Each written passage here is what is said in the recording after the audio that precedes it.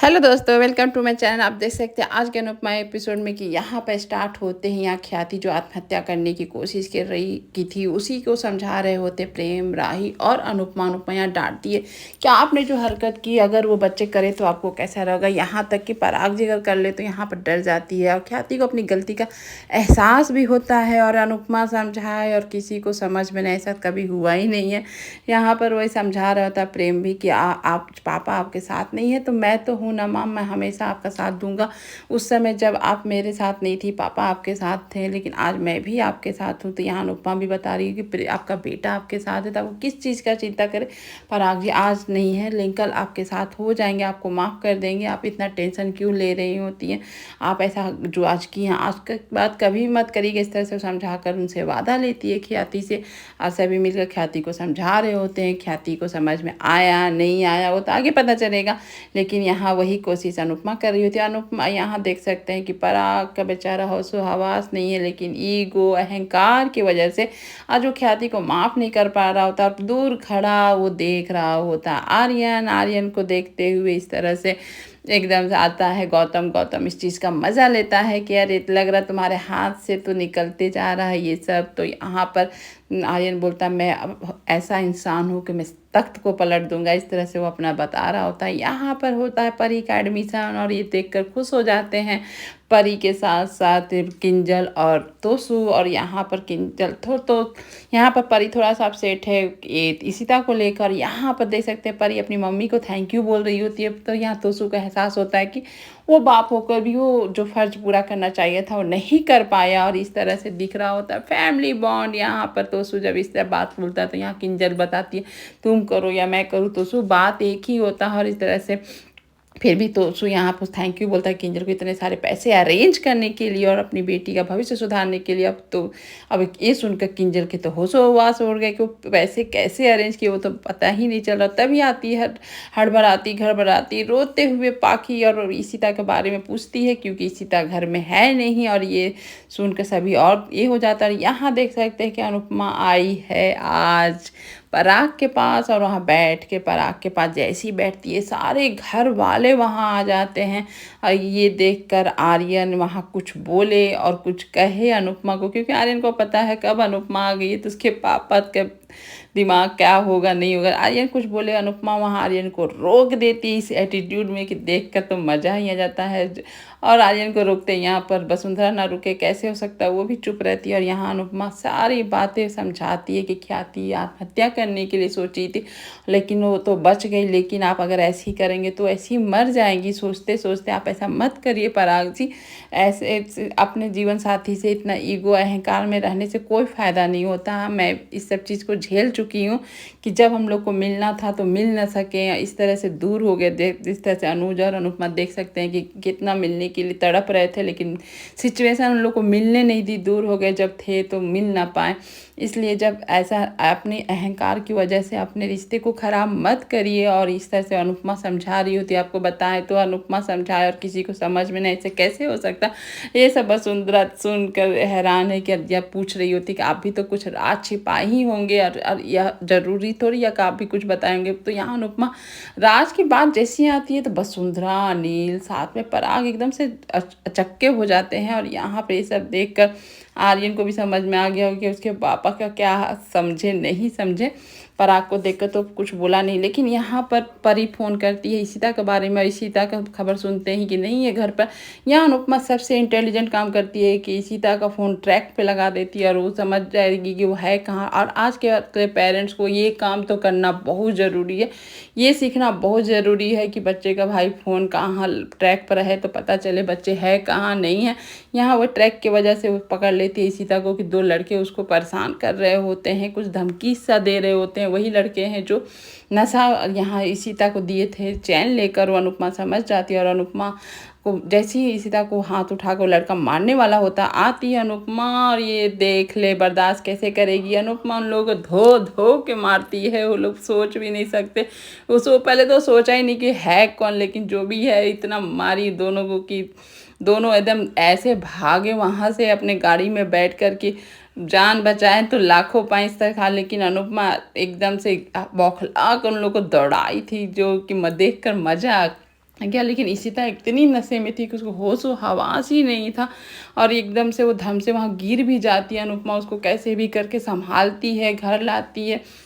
मतलब क्या कारण है जो इशिता इस मोड़ पर आ चुकी है कि वो अपना ही जीवन को बर्बाद करने पर तुल चुकी है। उसे कुछ होश नहीं है क्या सही है क्या गलत है। और यहाँ पर आप बैठकर पापा मतलब कि राही, प्रेम सब सोच रहे हैं कि मम्मी तो चली गई माँ के पास, माँ माँ वहीं नहीं रहेगी क्योंकि आर्यन यहाँ बदतमीजी माँ के साथ कर रहा, कोई यहाँ खुश नहीं है।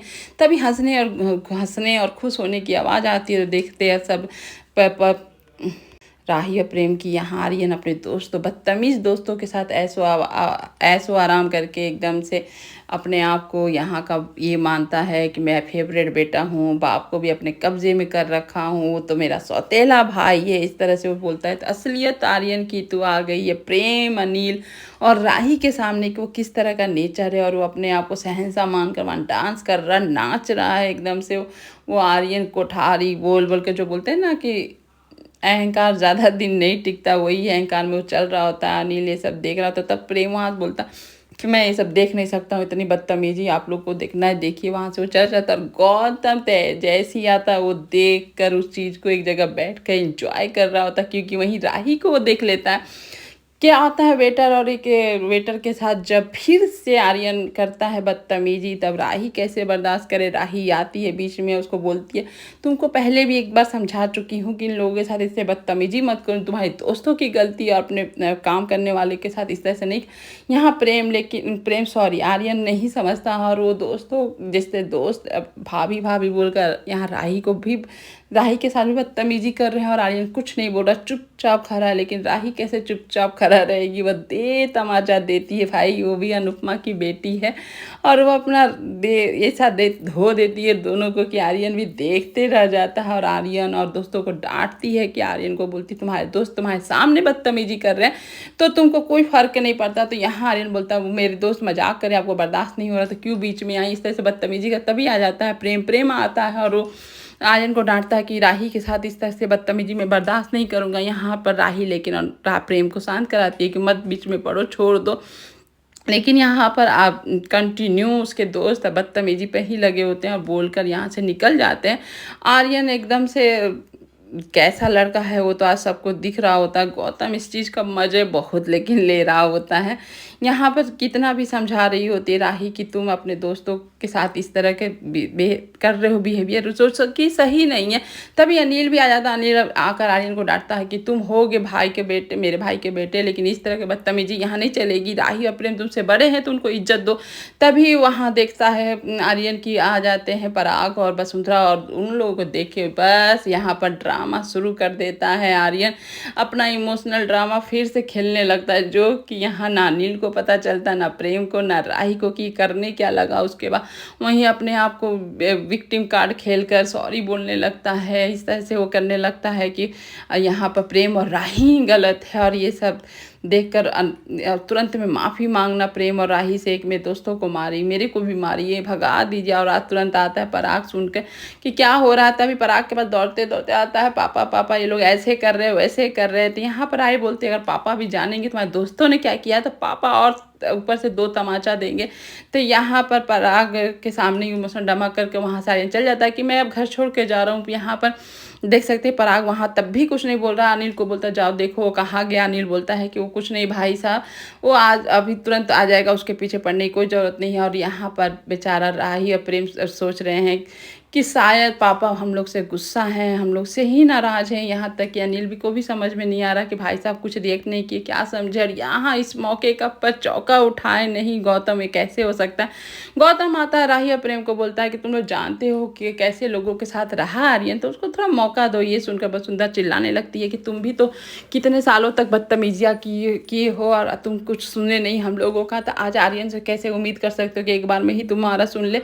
तुम लोग उसके पीछे मत पड़ो। इस तरह से वसुंधरा प्रेम और राही को सुनाती है और वहाँ से गौतम और वसुंधरा निकल जाती है। बेचारा प्रेम राही सुन रहे होते हैं। और यहाँ पर देख सकते हैं इशिता के हाल देखकर सारा शाह परिवार एकदम से ये हो जाता है, शौक में आ जाता है। इशिता तो अपने आप में ही नहीं है। यहाँ पर ये देखकर पाखी डाँटती है इशिता को, लेकिन यहाँ अनुपमा उसको समझा डाँट देती है कि नहीं बोलो अभी कुछ भी, प्यार से ही जितना समझ सकते हैं समझा सकते हैं, साथ में इस सिचुएशन को वो पूछ सकते हैं। और यही काम कर रही है अनुपमा। कितना कोशिश की है इशिता से पूछने के लिए कौन है क्या है, लेकिन इशिता इतनी डरी हुई है, नशे में भी को नहीं बताती है, यहाँ हाथ जोड़ के भी बोल रही होती है। बेचारी पाखी का आज देख के सच में थोड़ा दर्द हुआ कि वो आज कैसी सिचुएशन में क्या उसकी बेटी की इसी हालत हो चुकी है कि वो आज अनुपमा के सामने हाथ जोड़कर मदद मांगनी पड़ी कि माँ मेरी बेटी को बचा लो। आज तो पाखी को देखकर ये साइड एकदम से मुझसे सही में हो गया कि माँ माँ ही होती, जैसी भी माँ हो आज अपनी बेटी को दुख में देखकर बहुत तकलीफ है। यहाँ पर देख सकते हैं कि राघव अनुपमा को देखकर बताता है कि कौन से ड्रग सप्लायर है उसका पता चल गया है। ये सुनकर अनुपमा उससे मदद मांग दी, आप ढूंढ दीजिए, आपको ढूंढ सकते हैं। और यहाँ पर उसके बाद राघव बोलता है कि मेरा केस ओपन हो गया और मैं जानता हूँ कि आपके परिवार वाले यहाँ मुझे रहने से उन लोगों को दिक्कत है तो मैं चला जाऊँगा। यहाँ पहले अनुपमा तो खुश होती है कि आपका केस ओपन हो गया, लेकिन उसके बाद माफ़ी मांगती है कि मैं चाह के भी आपकी मदद नहीं कर पा रही हूँ कि मेरे जैसे कि उसके परिवार वाले नहीं चाहते हैं आप रहें।